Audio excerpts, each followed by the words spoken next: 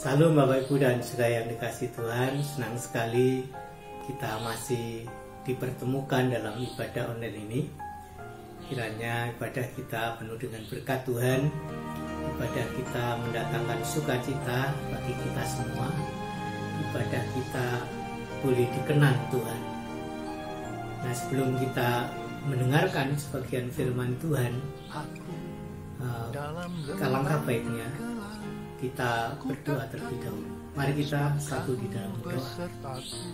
Bapa kami di dalam surga, kami datang kepadamu. Kami rindu sabdamu Tuhan. Sampaikanlah isi hatimu, nyatakanlah kehendak-Mu buat kami semua, supaya kami yang lemah dikuatkan, kami yang berbeban berat diberikan beban, kami yang sakit diberikan kesembuhan, kami yang bengkok diluruskan oleh Tuhan. Firman-Mu sungguh kami perlukan dalam hidup kami. Firman-Mu ada jawaban untuk kami Tuhan. Di dalam nama Tuhan Yesus, di dalam nama Tuhan Yesus kami sambut kebenaran firman Allah. Haleluya. Semua katakan amin. Bapak Ibu dan Saudara yang dikasihi Tuhan, tema khotbah saya hari ini adalah merindukan hadirat Tuhan.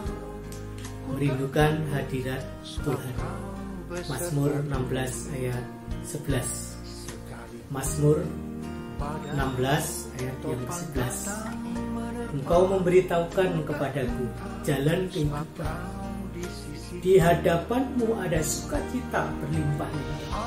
Di tangan kanan-Mu ada nikmat senantiasa. Saudaraku yang dikasihi Tuhan, Mazmur 16 ayat 11 ini memberitahukan kepada kita jalan kehidupan yang harus kita tempuh. Juga memberitahu kita bagaimana kita mengalami sukacita yang berlimpah-limpah, serta bagaimana menikmati kebahagiaan yang dikasihi Tuhan. Banyak orang mencari jalan untuk membuat hatinya senang. Banyak orang mencari cara supaya hatinya sukacita. Ada orang yang memburu kekayaan supaya kalau kaya menjadi sukacita, banyak sahabatnya.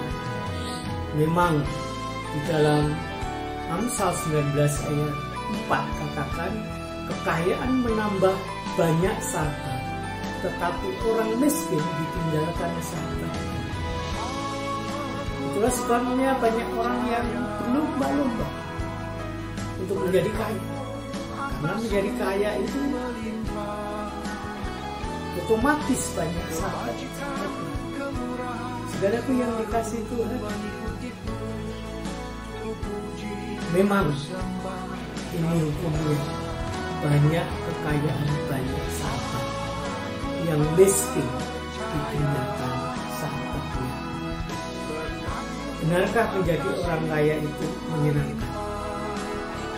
Saudara dapat bertanya kepada orang-orang yang kaya. Tuhan ingin saudara boleh menikmati sukacita karena menjalani hidup dengan jalannya Tuhan, dengan caranya Tuhan. Dengan caranya Tuhan kita dapat menjalani hidup. Saudara, jangan membuat jalan sendiri. Tuhan berkata, akulah jalan, kebenaran, dan hidup. Tidak seorang pun yang datang kepada Bapa kalau tidak melalui aku. Tuhanlah jalan. Jalan kembali kepada Allah. Jalan kita pulang kepada Allah. Jalan kehidupan untuk menjalani kehidupan sehari-hari. Berjalanlah bersama dengan Tuhan. Berjalanlah bersama dengan Tuhan di dalam jalannya Tuhan. Dengan itu kita mencari hadirat Tuhan, kita menemukan jalan kehidupan yang disediakan oleh Tuhan. Yang kedua, di dalam hadirat Tuhan ada sukacita yang berlimpah-limpah. Di dalam hadirat Tuhan ada sukacita yang berlimpah-limpah. Ayat 11 ini memberitahukan kepada kita dalam menjalani kehidupan di dunia ini agar kita dapat mengalami nikmat dan sukacita senantiasa. Di mana kita mesti memperolehnya? Di mana? Ayat ini memberikan jawaban atas pertanyaan itu, yaitu di hadapanmu ada sukacita yang berlimpah-limpah. Ada sukacita, ada joy, ada sukacita yang berlimpah-limpah. Oleh karena itu jangan cari sukacita atau kenikmatan di luar Tuhan. Ada banyak orang salah jalan dalam mencari sukacita dan kenikmatan. Camkan baik-baik nasihat ini. Dengar baik-baik pemberitahuan ini. Percayai kebenaran ini dan lakukan. Niscaya kita akan mengalami hidup yang berlimpah-limpah dengan sukacita itu. Sukacita merupakan buah roh.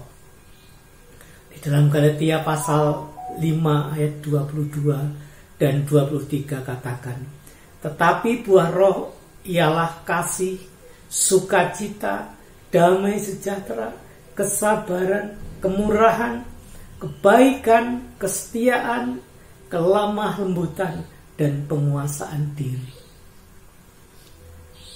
Tetapi buah roh ialah kasih, sukacita. Sukacita adalah buah roh, hasil produksi Roh Kudus dalam kehidupan kita. Kalau kita cari hadirat Tuhan, maka kita akan memperoleh sukacita itu dalam kehidupan kita. Carilah Tuhan dalam hadiratnya, sebab di hadapannya ada sukacita yang berlimpah-limpah. Jangan bikin cara sendiri. Andalkan kekuatan kemampuan yang saudara punya, tetapi andalkan Tuhan. Sebab Dia sanggup memberikan hidup saudara berlimpah dengan sukacita. Jika ditanya, hal apa saja yang bisa membuat saudara bersukacita? Tentu jawabannya akan berbeda-beda. Bagi saudara yang sakit, tentu sukacitanya kalau sembuh. Kalau sembuh. Bagi seorang petani, jawabannya beda lagi. Dia bisa bersukacita kalau panennya berhasil, panen melimpah-limpah. Yang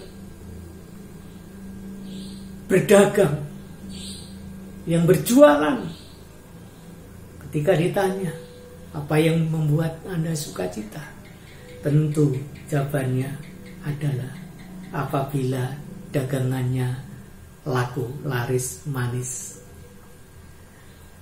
Seorang pelajar ketika ditanya, apakah yang membuat engkau bersukacita? Yang membuat sukacita kalau pulang cepat, lulus cepat. Saudaraku yang dikasihi Tuhan,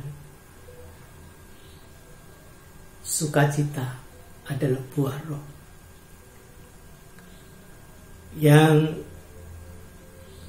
dianugerahkan buat kita, yang hidup di dalam roh Tuhan, mencari hadirat Tuhan. Kemudian yang ketiga, di dalam hadirat Tuhan ada nikmat senantiasa. Di dalam hadirat Tuhan ada nikmat senantiasa. Tuhan ingin saudara boleh mengalami nikmat senantiasa. Ayat 11 ini memberitahukan kepada kita dalam menjalani kehidupan ini agar kita dapat mengalami nikmat senantiasa. Dalam terjemahan Indonesia Modern Bible katakan, Engkau memberitahu kepadaku jalan kehidupan. Dalam hadiratmu ada sukacita penuh. Di tangan kananmu ada kebahagiaan senantiasa. Di tangan kananmu, di tangan kanan Tuhan ada bahagia senantiasa.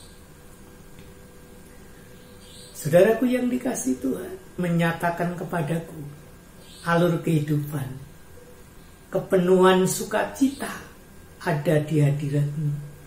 Pada tanganmu terdapat kenikmatan senantiasa. Pada tangan kananmu terdapat kenikmatan senantiasa.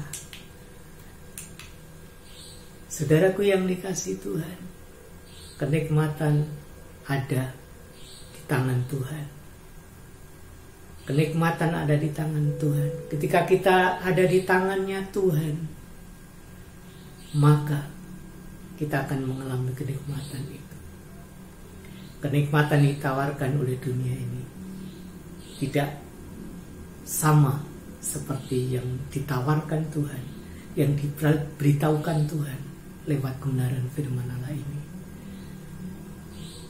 Tuhan memberkati kita.